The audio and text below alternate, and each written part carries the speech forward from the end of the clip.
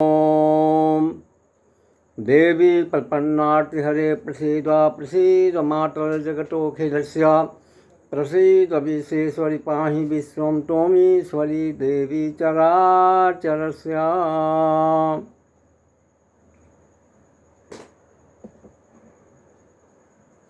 ओम नमश्चंडिकाय ऐं ह्रीं क्लीं चामुण्डायै विच्चे ऐं ह्रीं क्लीं चामुण्डायै विच्चे।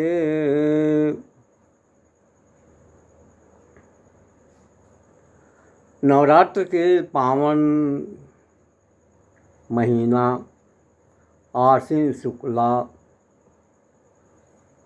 चल रहा है। आज द्वितीया तिथि ब्रह्मचारिणी देवी का दर्शन होता है। तो कहने का तात्पर्य है कि माता जी का दुर्गा सप्तशती के बारे में आप अवलोकन करें, कुछ समझें। दुर्गा सप्तशती में वैसे 3 चरित्र का पाठ होता है। हाँ, प्रथम चरित्र, मध्यम चरित्र और उत्तर चरित्र। इस पाठों में पाठ के हिसाब से देखा जाए तो प्रतिदिन तीनों चरित्र का पाठ होता है, यानी प्रथम अध्याय से लेकर 13 अध्याय तक 700 श्लोक इसमें आते हैं। 700 श्लोक का पाठ किया जाता है। कोई कोई संपूर्ण पाठ करते हैं और कोई कोई लोग सादा पाठ करते हैं। वैसे तो इस पाठ के विषय में बताया गया है कि 4 प्रकार का पाठ होता है। लोम पाठ, जो आदि से अंत तक किया जाता है, और एक पाठ होता है विलोम, अंत से आदि आरंभ होता है, अंत से आरंभ करके आदि में प्रथम अध्याय में आकर के समाप्त होता है। अनुलोम आदि अंत ये होता है। एक श्लोक प्रथम अध्याय का प्रथम श्लोक हुआ तो अंतिम श्लोक 13वां अध्याय का हुआ। आदि अंत। और मंत्र प्रतिलोम अंत आदि, अंत आदि। ये लोम, विलोम, प्रतिलोम और अनुलोम 4 प्रकार के पाठ होते हैं। लोमाभ्याम विलोमा प्रतिलोमा अनुलोमाभ्याम वा जज्जेन त्रिपलाय न त्रिपलाय न तुम न तत्व सर्वार्थ सिद्धि। ये सिद्धि कामना के लिए किया जाता है। तो जैसे होता है कि वैसे तो दुर्गा सप्तशती में कवच है, अर्गला है, कीलक है, सो तो ठीक है। लेकिन 13 अध्याय के अंतर्गत, ये पूरा पाठ के अंतर्गत कवच भी है, कीलक भी है और अर्गला भी है, सुक्त पाठ भी है। अगर आपका जैसे विचार में आता है कि हम पाठ करें, हाँ तो पाठ कीजिए, ज़रूर कीजिए। पाठ करने का विषय है। और फिर ये नवरात्र में तो अवश्य करना चाहिए। तो आपके पास अगर समय है, अगर आप कर सकते हैं पाठ, तो आप ज़रूर कीजिए। अगर मान लीजिए कि अगर आप 1 से 13 अध्याय प्रतिदिन कर रहे हैं तो ठीक है, कीजिए, कोई हर्ज नहीं है। अगर समय के अभाव है या किसी कारणवश आप 13 अध्याय तक पाठ आप नहीं कर पा रहे हों तो आप प्रथम चरित्र का पाठ कीजिए पहला दिन, दूसरा दिन उत्तर चरित्र का पाठ कीजिए, और तीसरा दिन, पहला दिन प्रथम चरित्र, दूसरा दिन मध्यम चरित्र और तीसरा दिन उत्तर चरित्र का पाठ कीजिए। ये 3 दिन में एक पाठ होता है। सुबह में एक पाठ कर दीजिए और शाम को एक पाठ कर दीजिए, तो आपका 2 पाठ हो गया। और दूसरे दिन पुनः इसी तरह से प्रथम चरित्र का पाठ कीजिए पहले दिन, दूसरे दिन मध्यम चरित्र और तीसरे दिन उत्तर चरित्र का पाठ कीजिए सुबह में और शाम में। तो आपका 2 पाठ ये हो गया, तो आपका 4 पाठ हो गया। और तीसरे चरण में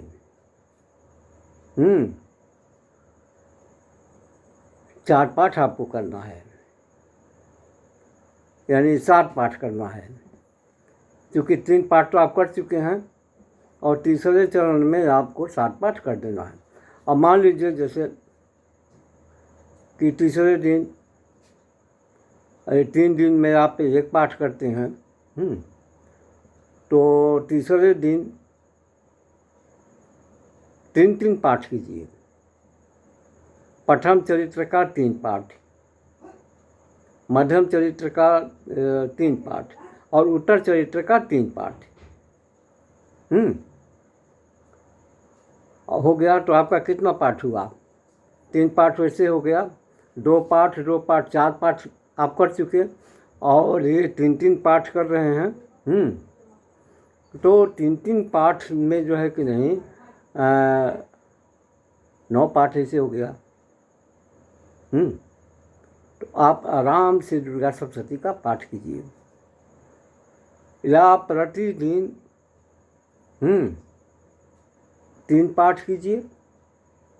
प्रथम चरित्र का 3 पाठ, मध्यम चरित्र का 3 पाठ और उत्तर चरित्र का 3 पाठ 3 दिन में।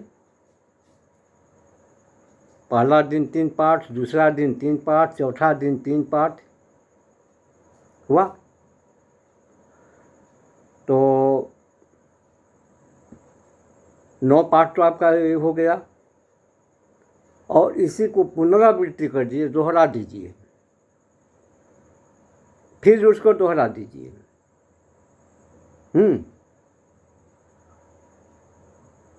27 पाठ आपका हो जाएगा।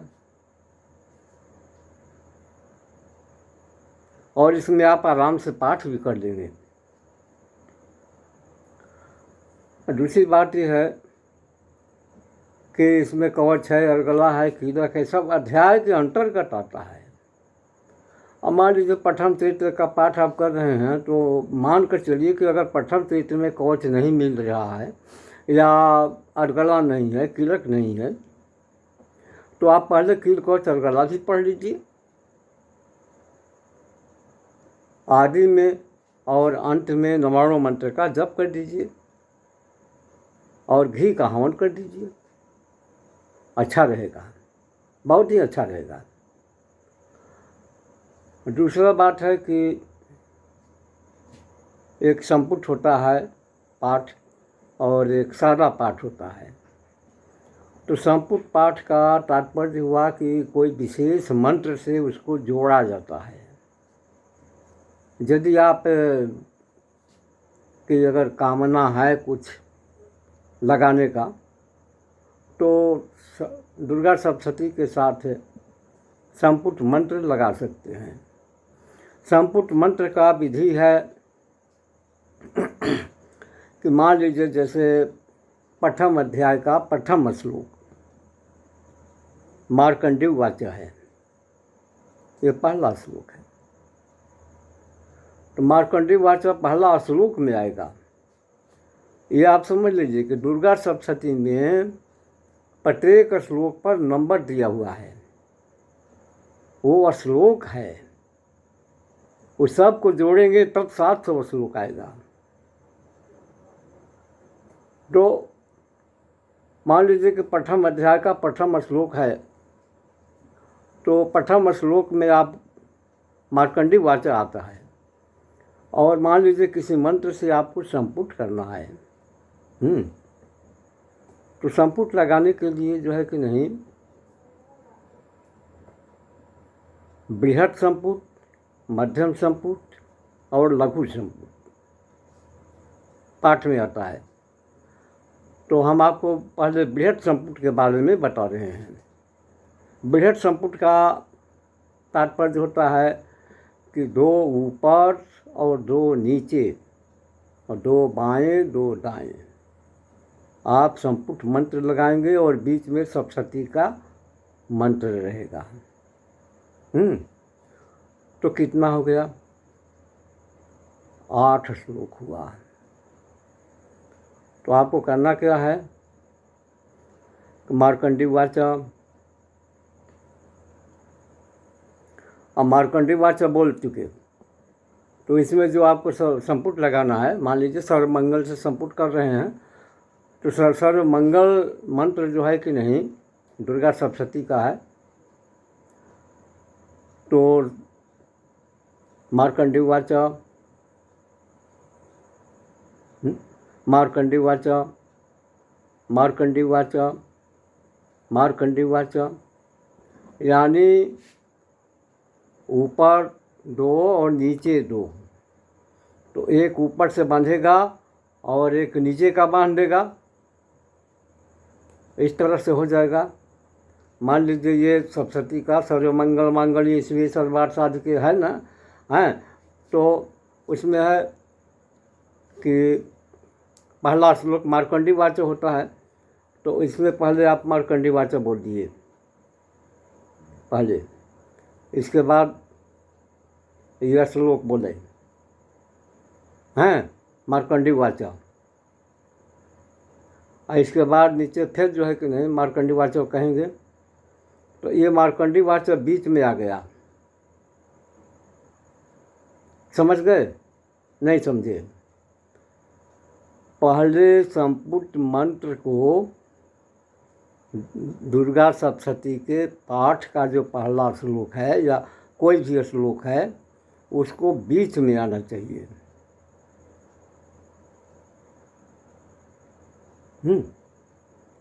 और उसके ऊपर जो है कि नहीं संपुट मंत्र लगेगा। अब मान लीजिए संपुट मंत्र आपका है सर्वमंगल, तो ओम सर्वमंगल मांगल्ये शिवे सर्वार्थ साधिके शरण्ये त्र्यंबके गौरी नारायणी नमस्तुते, ये बीच में आ गया। मार्कंडेय उवाच, मार्कंडेय उवाच। तो 2 ऊपर लग गया 2 नीचे लग गया। तो एक इसको बांध दिया और एक इसको बांध दिया, 2 हो गया। और एक इधर से बंध गया और एक इधर से बंध गया। 4 बार आप मार्कंडेय उवाच बोल रहे हैं। एक तरीका ये हुआ। एक तरीका और होता है कि मार्कंडेय उवाच आप बोल रहे हैं, मार्कंडेय उवाच में ओम सर्वमंगल मांगल्ये शिवे सर्वार्थ साधिके शरण्ये त्र्यंबके गौरी नारायणी नमस्तुते, ये 2 बार आप पढ़ेंगे और 2 बार ही पढ़ेंगे। अब बीच में सप्तशती का श्लोक आ जाएगा। तो आपका 4 बंध देगा, एक ऊपर एक नीचे और एक बाएं एक दाएं। बीच में जो है कि नहीं सप्तशती का मंत्र आ जाता है। हाँ, और दूसरा विधि ये है कि एक ऊपर एक नीचे, इस तरह से भी लोग करते हैं। जैसे सर्वमंगल मांगल्ये शिवे सर्वार्थ साधिके शरण्ये त्र्यंबके गौरी नारायणी नमस्तुते, मार्कंडेय उवाच सर्वमंगल मांगल्ये शिवे सर्वार्थ साधिके शरण्ये त्र्यंबके गौरी नारायणी नमस्तुते, इस तरह से करते हैं। तो इसी तरह से होगा, 2 ऊपर बंधेगा 2 नीचे बंधेगा, तो 4 बंध जाएगा। तो ये बृहत संपुट में आता है। अब रहा लघु संपुट भी इसी तरह से है। दूसरी बात है कि मध्यम संपुट भी आता है। तो मध्यम संपुट भी एक एक श्लोक जो है कि नहीं ऊपर नीचे बढ़ाता जाएगा। तो ये संपुट पाठ हुआ, ये लोम में चलता है। विलोम के लिए ये संपुट जो है कि नहीं, आपको नहीं करना है। उसका फंक्शन, उसका क्रिया और उसका संकल्प दूसरे तरह का हो जाता है। तो आप सादा पाठ करेंगे, आदि से अंत लोम पाठ हुआ। अगर कोई विशेष और कामना को लेकर के आप कर रहे हैं तो प्रतिलोम कीजिए, अंत आदि। और अनुलोम जो है कि नहीं, आदि अंत। और विलोम हुआ अंत से आदि तक।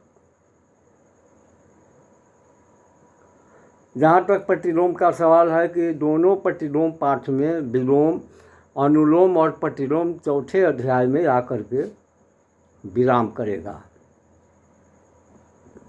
दूसरा बात है कि कामना के अनुरूप आप संकल्प बना करके पाठ करेंगे और तीनों चरित्र का पाठ करेंगे।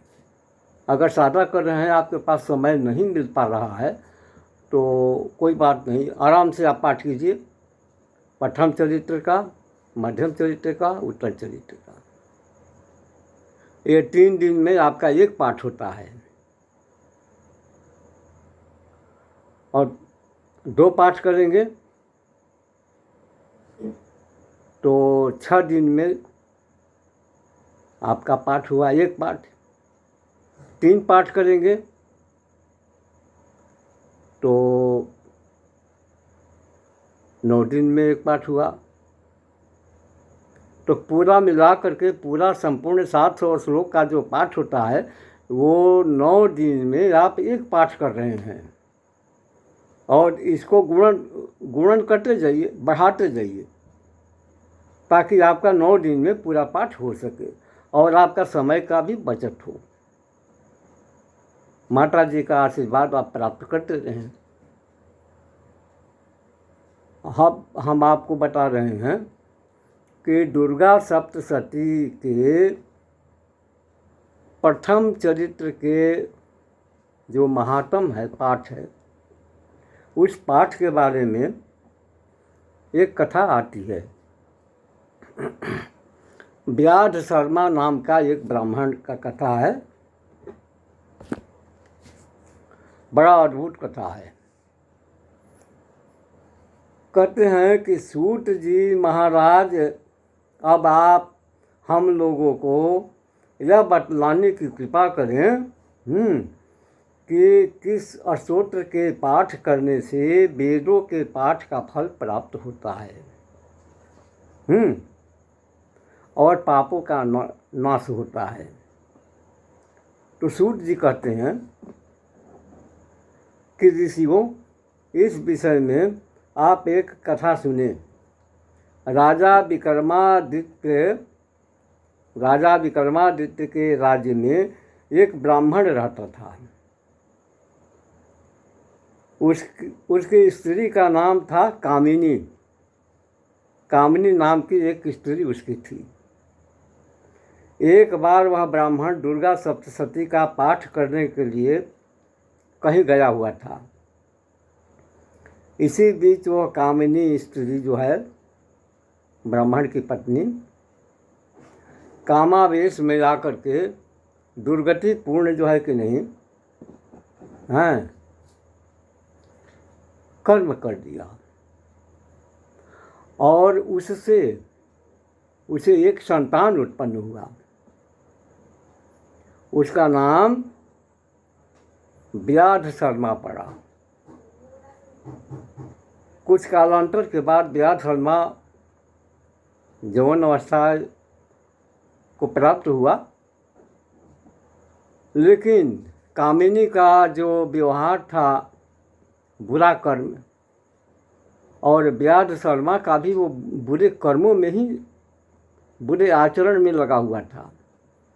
यह देखकर वह ब्राह्मण जो है कि नहीं, उन दोनों को अपने घर से निकास दिया, तो बाहर खदेड़ दिया, हटा दिया। उसके हटा देने के बाद वह ब्राह्मण अपना कुछ दिन रहा अपने भवन में। इसके बाद जो है कि नहीं,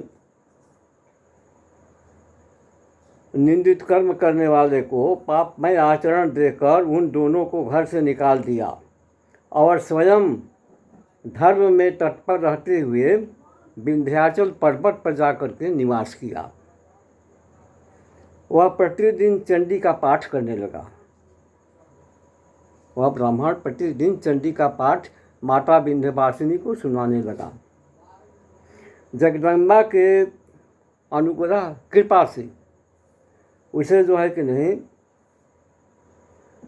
अंत में वह जीवन मुक्त हो गया, मर गया। यानी व्याध शर्मा और कामिनी का पति और व्याध शर्मा का पिता कलवित हो गया, वो मर गया। उसके मर जाने के बाद ये दोनों माता और पुत्र कामिनी और व्याध शर्मा पूर्व परिचित चिर परिचित निषाद के यहाँ जाकर के निवास करने लगा। वहाँ पर भी वे दोनों अपने बुरे कर्मों को नहीं छोड़ा, करते जा रहे थे। निंदित आचरण को छोड़ न सके और इन्हीं बुरे कर्मों के से धन संग्रह करने लगा। व्याध शर्मा चोरी का काम करता था और उसकी माँ कामिनी व्याभिचारी का काम करती थी। ऐसे ही भ्रमण करते हुए दैव योग से एक दिन वह व्याध शर्मा देवी के मंदिर में पहुंचा, माता जी के मंदिर में पहुंचा। वहाँ एक श्रेष्ठ ब्राह्मण दुर्गा सप्तशती का पाठ कर रहे थे। दुर्गा सप्तशती के आदि चरित्र यानी प्रथम चरित्र के पाठ मात्र के सुनने से वह पाठ कर रहे थे और वह व्याध शर्मा उसके पाठों को सुन रहा था। और सुनने मात्र से उसकी दुष्ट बुद्धि, खराब खोटा बुद्धि धर्ममय हो गई और उसका परिणाम धर्म बुद्धि संपन्न उस व्याध शर्मा ने उस श्रेष्ठ ब्राह्मण का शिष्यत्व ग्रहण कर लिया, उसके शिष्य बन गया जो पाठ कर रहे थे पंडित जी, और अपना सारा धन उसे दे दिया, उस ब्राह्मण को दे दिया, अपने गुरु को। गुरु की आज्ञा से उसने देवी के मंत्र का जाप किया, माता जगदम्बा का मंत्र, 99 मंत्र जाप किया। बीज मंत्र के प्रभाव से उसके शरीर में पाप समूह कीटाणुओं के रूप में होकर के बाहर निकल गए। 3 वर्ष तक इस प्रकार जप करते हुए वह निष्पाप हो गया, उसके सभी पाप धुल गए। माता जी की बहुत बड़ी कृपा है। इस प्रकार मंत्र जप और आदि प्रथम चरित्र का पाठ करते हुए उसे 12 वर्ष व्यतीत हो गया। तदनंतर वह ब्राह्मण यानी व्याध शर्मा काशी में चला गया। मुनि एवं देवों से पूजित महादेवी अन्नपूर्णा का उसने खूब विधिवत पूजन किया। काशी में माता अन्नपूर्णा निवास करती हैं और उस अन्नपूर्णा माता का खूब सेवा किया, पाठ किया, पूजा किया, भक्ति किया। और उनके इस प्रकार से स्तुति की। स्तुति है, इस स्तुति को यानी 108 बार प्रतिदिन वो स्तुति जो है कि नहीं पढ़ता था, जप किया। ध्यान में वह जप करते करते एक दिन रात्रि में वो अपना सो गया। उसके सो जाने से स्वप्न में उसके सामने माता अन्नपूर्णा स्वप्न में प्रकट हुई। उसे ऋग्वेद का ज्ञान प्रदान कराकर वो माता अंतर्हित हो गई। माता जी ने उसे व्याध शर्मा को अन्नपूर्णा माता ऋग्वेद का विधिवत ज्ञान प्राप्त करा दिया। इसके बाद वो अंतर ध्यान हो गई। बाद में वह बुद्धिमान ब्राह्मण विद्या प्राप्त कर राजा विक्रमादित्य के यज्ञ का आचार्य बना, श्रेष्ठ आचार्य बना। तो इस तरह से माता जी की महिमा अपरंपार है भैया।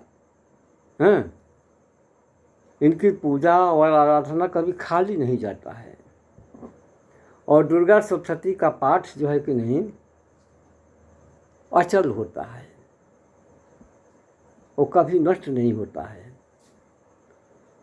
तो आप प्रतिदिन पाठ करें। तो ये था दुर्गा सप्तशती के प्रथम चरित्र का वर्णन। अब आगे हम आपको दुर्गा सप्तशती के मध्यम चरित्र के बारे में भी हम बता रहे हैं, उसे ध्यान से आप सुने।